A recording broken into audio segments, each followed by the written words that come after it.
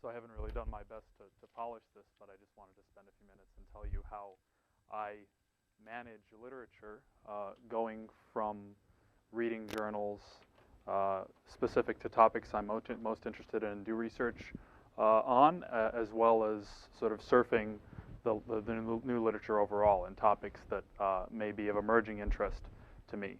And of course, there are a lot of online tools that make this useful and like totally different than it was back in the day when we had to go to the library. I couldn't imagine how my research would be different if I had to go to the library and look up every journal article. But anyway, so what I've posted on CTools as a so-called Lecture 4A is a few-page document. The first page and a half are really just for reference. I won't go through these individually, but for example, I list a bunch of databases that are online and used for aggregating literature. For example, Compendex is probably the most comprehensive database, so-called Engineering Village, contains a lot of journals and conferences. The one that we'll talk about specifically today and demonstrate is ISI Web of Knowledge, and that's because of its connectivity to reference management software that lets you archive and keep bibliographies. ISI itself is not a journal publisher, but is the organization that tracks impact factors and so on. So they're known for sort of tracking publication statistics. There's also Science Direct. That's Elsevier's journals exclusively, but that's their big website. There's IEEE Explore, which has all the IEEE journals and conferences. And then there's a newer one by Elsevier called Scopus, which U of M doesn't have access to now, but they had free access a while ago. That includes journals, web searching, and also patents. It was pretty nice, but now we can't get to it. But anyway, ISI, for example, connects to a large variety of journals, also connects to IEEE and so on. So it's more like a clearinghouse where you can search and you'll get, the 100 journal papers that are on a specific search topic, and then you can go from that place to the specific journal websites. There are also public access databases such as Google Scholar. Like, for example, to even search in ISI, you need to have an account. At U of M, you have an account if you're on the U of M IP address or through the library's website. Google Scholar, you can search for free, but to get to the specific journal article, you would have to have a full-text account to that journal, which of course comes from being at U of M. There's also Google Books, which puts full text of out-of-copyright books, or like Amazon can show a few pages of a book that's not out of copyright, which is sometimes useful. But the sort of main message I have today is how to use these different types of electronic resources together and how to let that build a personal archive and knowledge base of the literature you're interested in and the literature you read. It's great to just go to the database when you want to and search for a term, but things are published so quickly from so many different sources that you want to kind of use the tools to help you keep up on the news in an efficient way. Also, for me, I read a lot of papers. Often I find a pretty good memory of like reading something, but I don't remember where I read the something. So if I want to go back and find it, it's important for me to have an archive of where it actually is. I won't talk about patents, but there are a variety of patent databases depending upon where the patent is filed. There's the USPTO, there's also international patents, and then there's Google has a patent search website which connects to the US database. I can tell you more about that later if you want, but when you're looking at new technology, it's always interesting to search the patent literature. It has some advantages and also some disadvantages in terms of the depth, but that's another resource you can consider if you're, say, want to look at, solar cells containing nanocrystals. There are probably a lot of patents related to that. But the heart of the topic we'll explore is sort of the connectivity between these online databases and the journal sites to what we call reference management software and kind of aggregation software. And I'll skip over these. There are a few databases, and we'll focus on one called EndNote and EndNote Web when I talk about the connectivity next.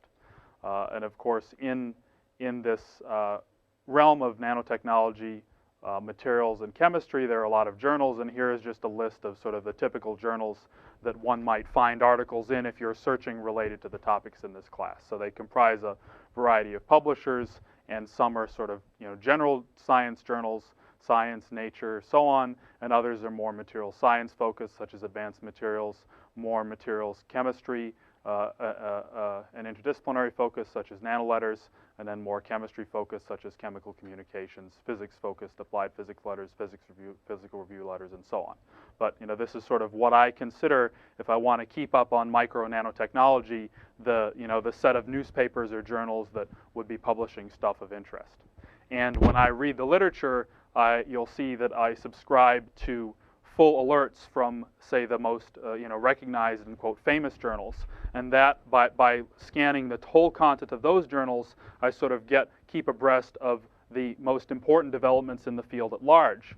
And in addition to that, if I want to keep up on a specific topic, such as the catalytic growth mechanism of carbon nanotubes, I can subscribe to a specific search through a database that'll alert me of all the articles from all the journals which meet those search terms.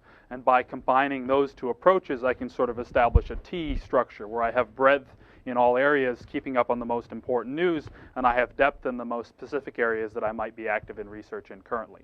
But all these tools can sort of work together much to our advantage. So again, this is probably highly imperfect, but yesterday I just tried to map out what I see as the relationships between the ways that we can use networking to archive literature and sort of research news. So, of course, everything starts with the journals. The journals are where research is published, and for example, every journal nowadays has a website which publishes the full text of the journals, and I think online distribution far exceeds print distribution now.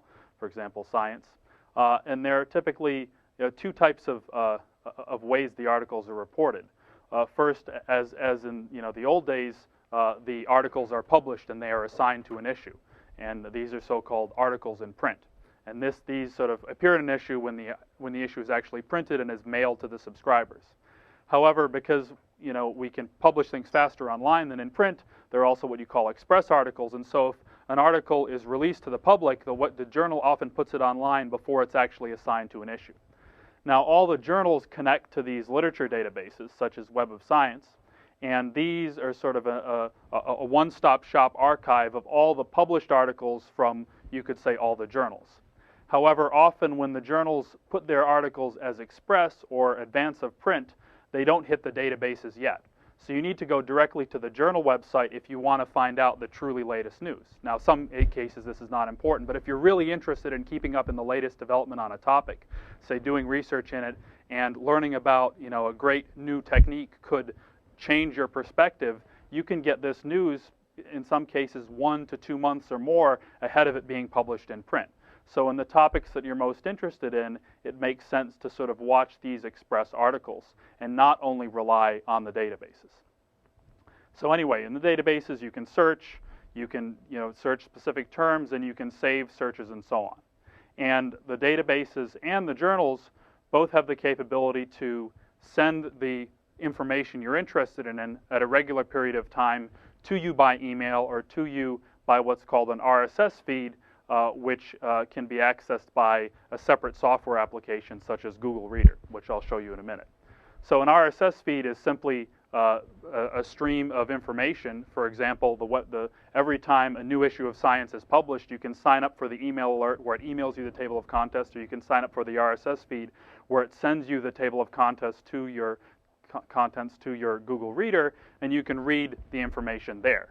And you can get a bunch of different emails from different journals, or you can have them all sent to Google Reader, and you can aggregate them in sort of a news stream. So it's like going to a website, which is your custom assembled impression of all the information you want to look at.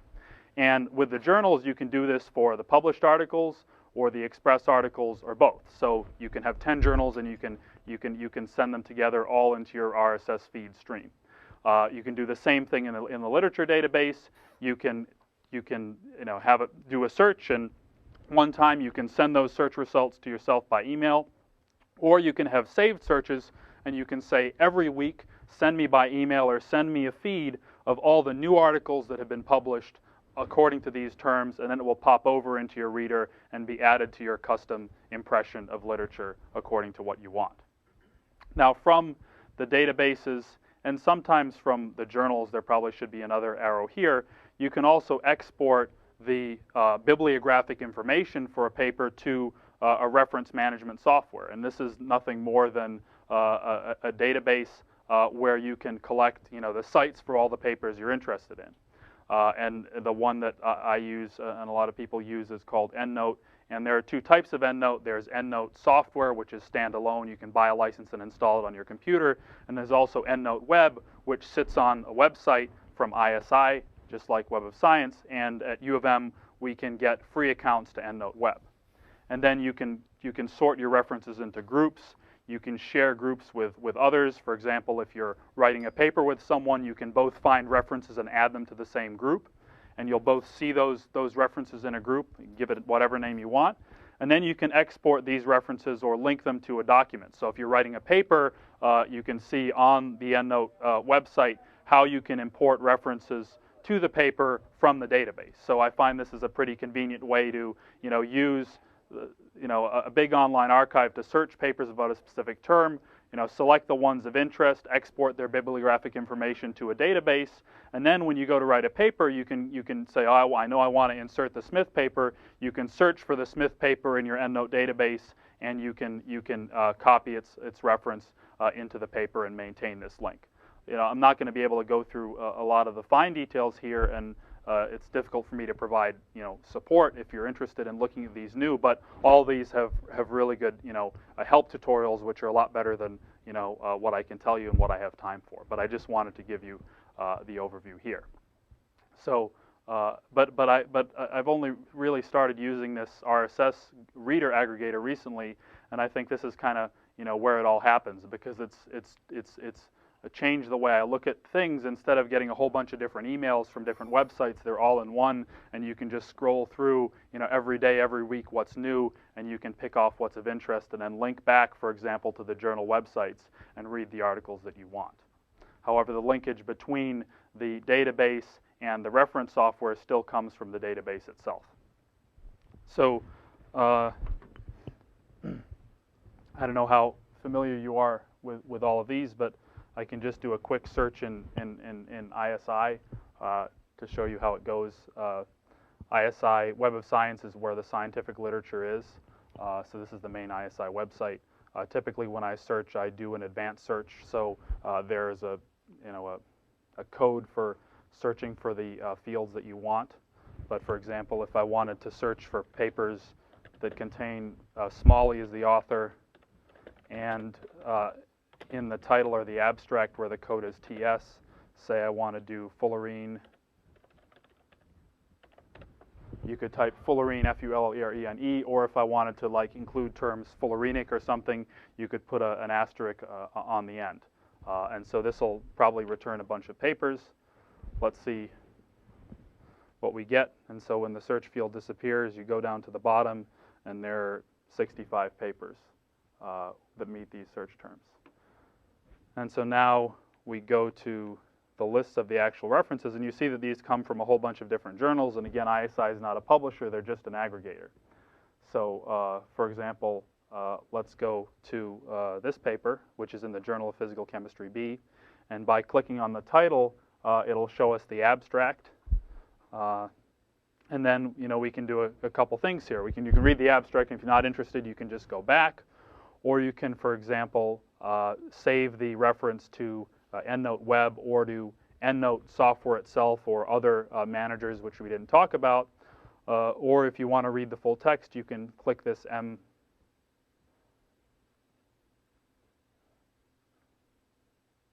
Get it button, this should typically take you to the ability to look at the full text. Let's go to another paper and see if it works differently. Let's go to this one. So now, if we click the full text button, now it shall take us to the article directly on the journal website, where you could, for example, find a PDF of the paper and read it if you want.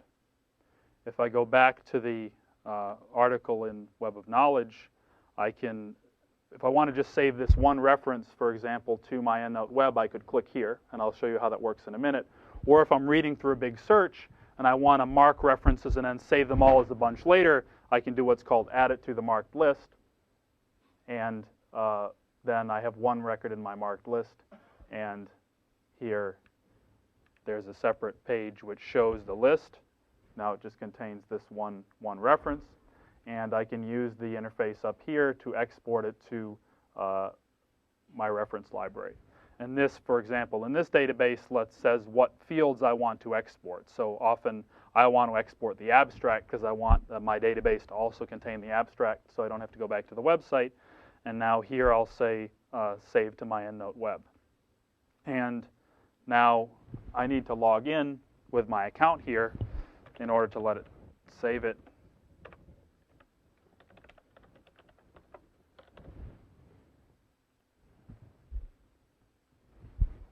And hopefully everything will be good.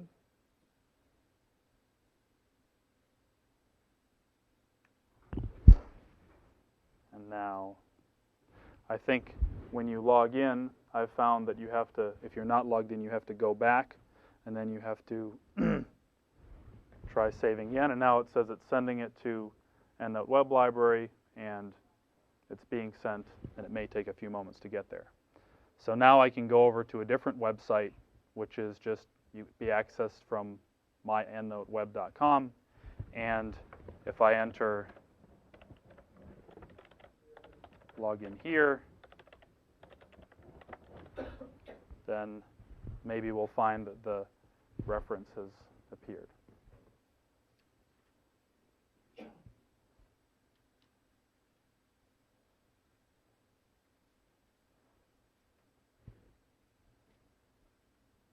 Sometimes this website is pretty slow.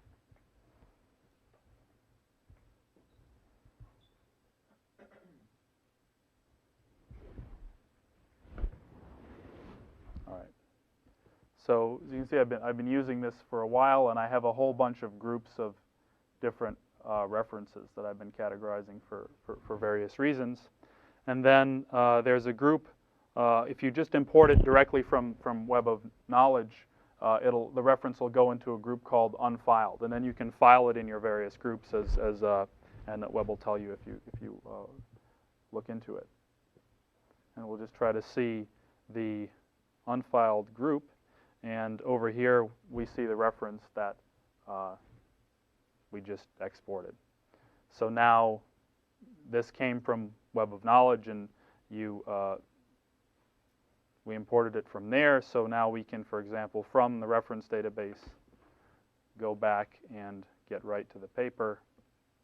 And sometimes the links don't work perfectly, but for example, here you can click back to the paper and then get to the full text again. So you could go back to your reference database and then go back to finding the paper directly.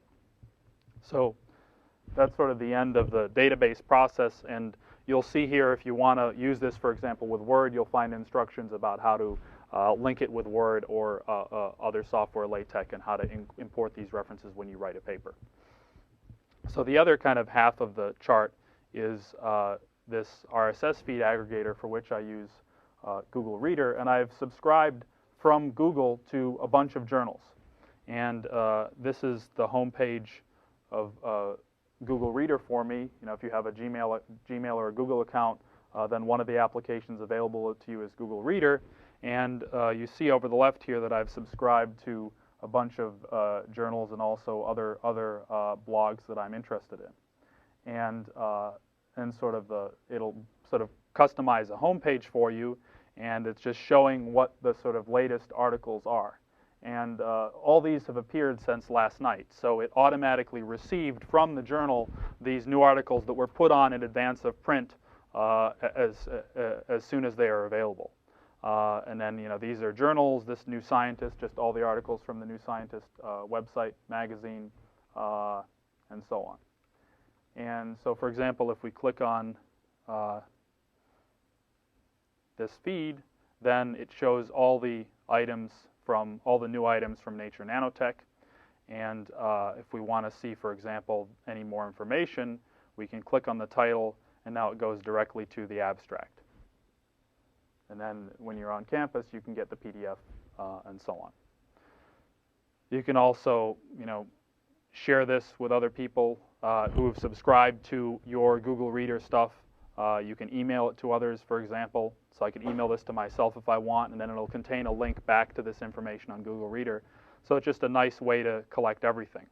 So if I go to all items, Now this is a list of all the new items that have come from all the feeds that I've subscribed to. Yes? Do you have the references, like time-wise? How far back does your list go? So it will let you scroll like back as far as it can get information from the website. But it will, on face, just show you the items that are new. Okay. But if you go to a specific feed, you can keep scrolling forever and ever and ever. It'll just keep getting information in real time. Okay. But now I've I read all the new items and then it says no more new items. Sorry, can we make a feed from a specific search? Yes, you can. A periodic search and then can. make it as a feed. You can. I know you can. I actually haven't done that yet, but ISI will show you how to do that. And you can say, feed me every week, every day, every month. On a search? On a search from ISI or from another database. Pretty much every website that publishes information frequently or blog has an RSS feed. Yeah, but they're sending everything. Yeah. Not a specific search. Yeah. Well, no, you can do a specific search. Maybe not. I don't know if you can do it, say, from Nature or Science. Maybe you can. I wouldn't be surprised. But definitely from the databases like ISI, you can do search feeds, just as you can do search emails, for example. And then if you want to add a subscription, you can paste a URL. Like if you go to a specific journal, it might tell you, enter URL X for the RSS feed. Or sometimes if you search within here, you can find a feed and you can subscribe to it. So a lot of people seem to subscribe to Wikipedia entries, and they watch all the updates that have been made about a certain thing. But sometimes you don't find the one that you want, but I believe since I've already subscribed to Nature Nanotech, the one that I would want is not in this list. Let's try to look for one PNAS. And here, for example, I haven't subscribed to PNAS yet, so if I subscribe to this one, I think it'll send me all the articles that are published in PNAS, which is about 80 articles per week, which is kind of bordering. Do I really want to receive 80 articles per week from a journal which covers a lot of interesting things, but things that I don't normally focus on, a lot of biology things? But anyway, this is one way you can import feeds. The other way you can import feeds is just go to a website and find information about the feed. So for kicks, I'll just subscribe to this, and then you've subscribed to PNAS, and there it appears here. And I don't know how far it goes back when it considers items new now, but for example, here are a bunch of new things. Maybe it goes the past week and so on. And if you say show all items, now you can see it just lets me go farther and farther back, and so on.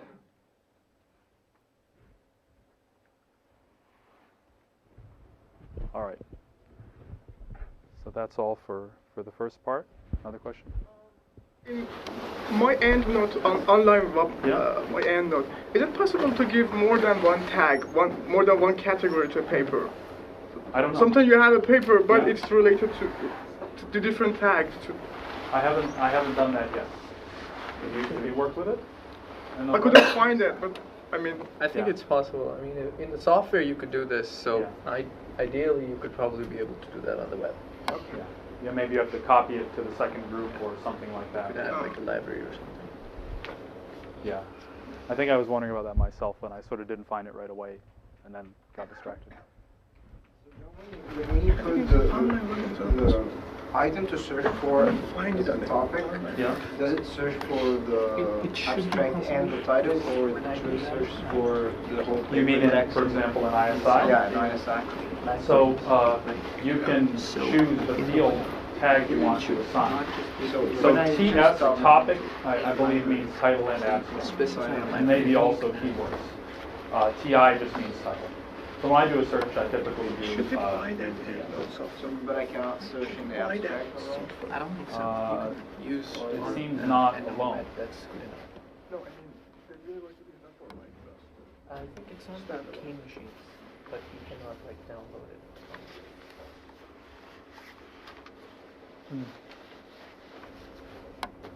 And then, like, you can, ISI can send you alerts, like you've written some papers when anyone cites your paper, because it tracks.